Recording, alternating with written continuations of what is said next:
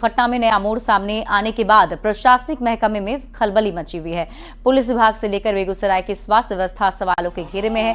Postmortem report में गोली लगने की बात सामने नहीं आई थी, लेकिन जब परिजनों ने देखा मृतक के शरीर पर 3 सुराख मौजूद थे। इसके बाद लोगों ने जमकर बवाल काटा। परिजनों की शिकायत पर शिवचंद्र महतो का दोबारा पोस्टमार्टम कराया जा रहा है।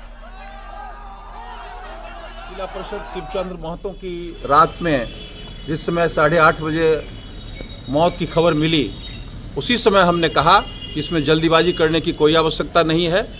ये हत्या का मामला है और पुलिस जल्दीबाजी में इसे दुर्घटना बताने पर लगी हुई थी कि इसमें जो लोग दोषी हैं फिर से पोस्टमार्टम कराया जाए और जो लोग दोषी हैं उनको उनके खिलाफ तत्काल कार्रवाई की जाए। जो इसको एक्सीडेंट दिखाया जा रहा है, अभी सर्व को लोग देखने के बाद वहाँ सर्व जहाँ सिमरिया घाट पर दाह संस्कार के लिए जाया गया, जब कपड़ा खोला गया तो छाती के पास छेद है।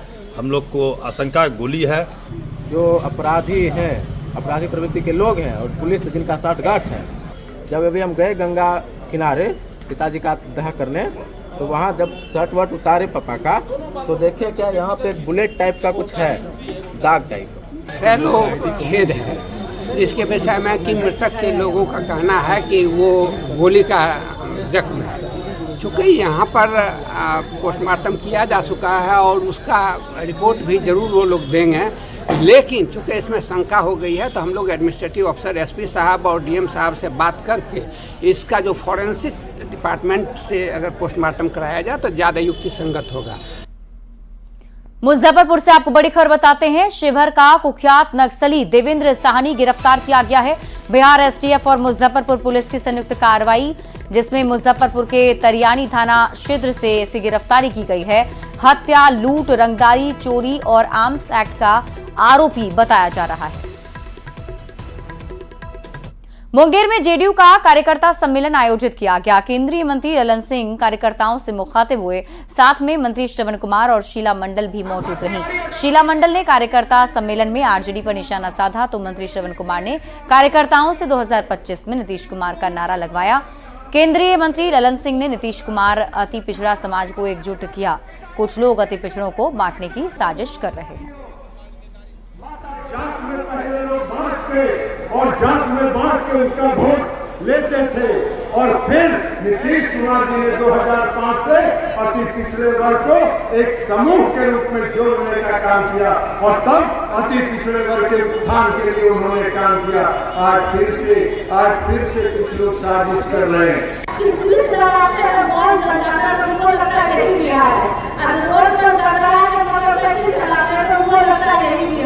अरे बापू ये बिहार नहीं था, रोड लगता था जैसे खेत है, उस खेत भी बेहतर होता था उस जमाने में। और हमारे नीतीश कुमार ने कहा है कि 2025 से पहले 12 लाख लोगों को नौकरी देंगे और 24 लाख लोगों को रोजगार देकर के हम आगे बढ़ाने की दिशा में काम करेंगे। बिहार सरकार के जल संसाधन मंत्री विजय चौधरी और शिक्षा मंत्री सुनील कुमार सिवान पहुंचे, जहां उन्होंने जिला कार्यकर्ता सम्मेलन में शिरकत की। इस दौरान मंत्री विजय चौधरी ने कहा कि कार्यकर्ताओं का हौसला बुलंद है। हमारा नेतृत्व और गठबंधन का आज बिहार में कोई विकल्प ही नहीं है। उन्होंने 2025 चुनाव में एनडीए की रिकॉर्ड जीत का दावा भी किया। जो नेतृत्व है, हमारा जो गठबंधन है, आज बिहार में उसका कोई विकल्प नहीं है और स्वाभाविक रूप से जो अभी बिहार का राजनीतिक माहौल है, 2025 के चुनाव में हम लोग पिछले सभी रिकॉर्ड को तोड़ के सबसे अधिक सीटों से विजयी होंगे। देश की वित्त मंत्री निर्मला सीतारामन 2 दिनों के बिहार दौरे पर आईं और इस दौरान उन्होंने बिहार को कई सौगात भी दी। कार्यक्रम के बाद उन्होंने सीएम नीतीश कुमार से भी मुलाकात की। मुलाकात के दौरान बिहार के डिप्टी सीएम और वित्त मंत्री सम्राट चौधरी भी मौजूद रहे। न्यूज 18 से खास बातचीत में डिप्टी सीएम ने उम्मीद जताते हुए कहा कि आने वाले बजट में बिहार पर विशेष ध्यान दिया जाएगा। हमारे 5 टेक्नोलॉजी सेंटर हमको स्वीकृत हुए हैं। आज ही एमएसएमई के द्वारा 5 टेक्नोलॉजी सेंटर 1000 करोड़ का होगा। 200 करोड़ का एक टेक्नोलॉजी सेंटर होगा, तो 1000 करोड़ पे आज ही दिया है भारत सरकार। और बाढ़ की भी समस्या के बारे में विस्तार से हम लोगों ने चर्चा किया है वित्त मंत्री जी से। उन्होंने विशेष तौर पर कहा कि बिहार को हम आर्थिक मदद करेंगे और आगे भी हम लोग प्लान कर रहे हैं। जनवरी के माह में आगे में भी वित्त मंत्री जी आएंगे और इसी तरह बैंकों को सहयोग लेकर स्मॉल स्केल इंडस्ट्री और मछली पालन, इन सब चीजों को आगे बढ़ाने का काम किया जाएगा। मधुबनी के झंझारपुर स्टेडियम में वित्त मंत्री निर्मला सीतारामन ने कई लाभार्थियों को लोन दिया। साथ ही सरकार की तरफ से चलाई जा रही योजनाओं के प्रति लोगों को जागरूक भी किया। लोन मिलने के बाद लोगों की खुशी का ठिकाना नहीं था। ऐसे कुछ लाभार्थियों से बात की है न्यूज़ 18 संवाददाता विनीता मिश्रा ने। क्रेडिट आउटरीच कार्यक्रम के तहत वित्त मंत्री निर्मला सीतारमण के हाथों कई लोगों को लोन भी मिले हैं और वो राशि लेकर यहाँ जो लाभार्थी हैं वो काफी खुश नजर आ रहे हैं। कई ऐसे संस्थान हैं, कई ऐसे जगह है जिन्हें पैसों की जरूरत थी, उन्हें लोन दिया गया है और सबकी यहाँ जो राशि है वो अंकित की गई है और अपनी अपनी राशि के साथ, अपने अपने ये बोर्ड के साथ यहाँ पे जो लाभार्थी हैं वो मौजूद हैं, अपनी खुशी भी जाहिर कर रहे हैं क्योंकि क्रेडिट आउटरीच कार्यक्रम का मकसद है लोगों को जागरूक करना। क्या नाम है आपका? मेरा नाम युगल किशोर सिंह हुआ। हम प्राइमरी स्कूल अजरपुर सहायक टीचर हैं। हमको विद्यालय में आरओ का SBI की तरफ से बहुत बहुत धन्यवाद दे रहे हैं। उनके तरफ से हमको मिला है विद्यालय का। बिल्कुल, तो विद्यालय के लिए लोन मिला है। सर, ये कार्यक्रम के तहत कई लोगों को फायदे होते हैं, हाँ, जागरूक हो रहे हैं। इसमें हमने बैंक ऑफ इंडिया की तरफ से 120 करोड़ हमने दरभंगा और मधुबनी मिला के दिया है, लोन स्वीकृत किया है और ये हमारे निम्न वर्ग और मध्यम वर्ग के लोगों को और आर्थिक रूप से विकसित होने में मदद करेगा और ये हमारा प्रोग्राम आगे भी जारी रहेगा। आपको किस चीज के लिए यही मिला है? मेरा नाम विकास महारान हो गया। मैं सत्तू बेसन उद्योग मैन्युफैक्चरिंग के लिए लिया हूँ और जी जी, तो जोश के साथ काम करेंगे। जी जी जी, बिल्कुल। तो कोई अपने उद्योग के लिए, तो किसी के स्कूल में आरओ के लिए मिला है। सर, आपको किस चीज के लिए मिला? हमारे विद्यालय में एक्चुअली में शौचालय और जल की समस्याएं होती थी, तो उसके लिए स्टेट बैंक ने हमें सहायता अनुदान के रूप में ये चेक दिया है। बिल्कुल, तो ये तमाम लोग हैं जो अपनी खुशी जाहिर कर रहे हैं और लगातार इस तरीके से कार्यक्रम कर लोगों को सरकार की योजनाओं के प्रति जागरूक करना है, साथ ही साथ उन तक मदद पहुंचाने का जो उद्देश्य है उसकी पूर्ति की जा रही है। कैमरामैन अजय दुबे के साथ विनीता मिश्रा, न्यूज़ 18 मधुबनी। पटना के राजीव नगर थाना को देश का 7वां सर्वश्रेष्ठ थाना चुना गया है। केंद्रीय गृह मंत्रालय ने 2024 में देश भर के थानों की जो रैंकिंग जारी की है उसमें 7वां स्थान मिला है। इस पर और अधिक जानकारी दे रहे हैं न्यूज़ 18 संवाददाता संजय कुमार। राजीव नगर थाना ने पूरे देश में बिहार का मान बढ़ाया है। दरअसल केंद्रीय गृह मंत्रालय ने 2024 की जो रैंकिंग जारी की है उसमें पटना के इस राजीव नगर थाने को देश भर में 7वां स्थान मिला है।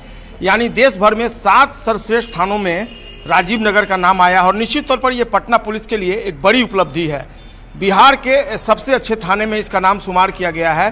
दरअसल केंद्रीय गृह मंत्रालय की एक टीम पटना पहुंची थी और इस थाने में आई थी। यहाँ पर तमाम तरह के जो मापदंड थे, 150 से अधिक मापदंड, उन सभी का सर्वे किया गया था सेंट्रल टीम द्वारा।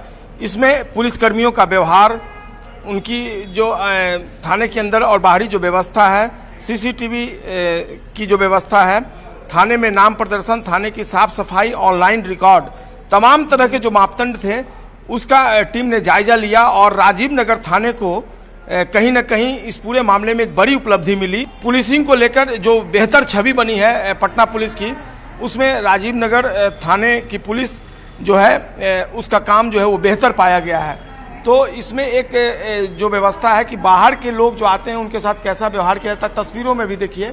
और निश्चित तौर पर ये बिहार के लिए एक बड़ी उपलब्धि है। पूरे देश में राजीव नगर थाने ने पटना पुलिस की जो पुलिसिंग रही है उसको बेहतर बनाया है और एक बड़ा एग्जाम्पल दिया है। कैमरा पर्सन मनी चुनेजा के साथ Sanjay Kumar, news 18 Patna.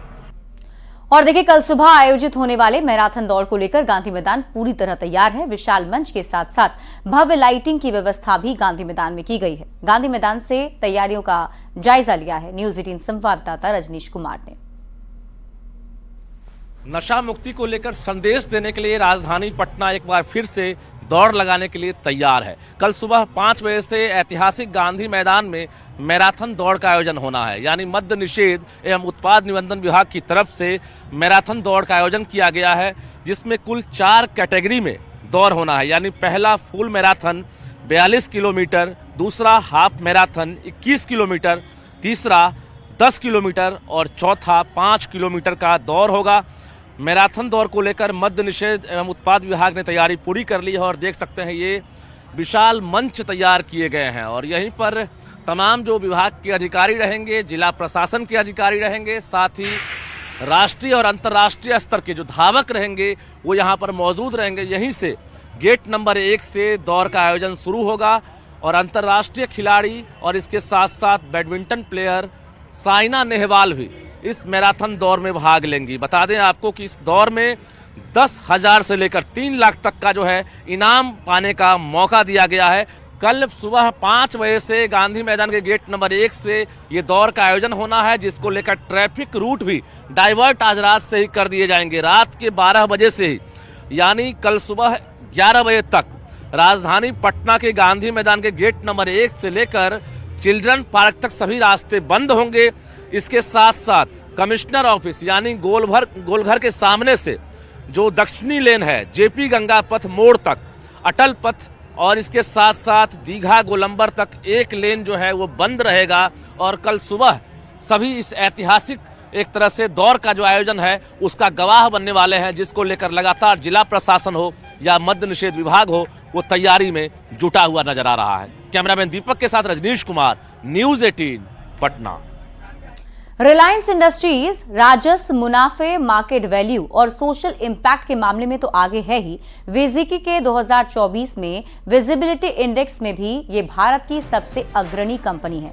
विजिकी artificial intelligence का इस्तेमाल करने वाली मीडिया इंटेलिजेंस कंपनी है जो ये देखती है कि समाचारों में सबसे ज्यादा कौन सी कंपनी बनी हुई है।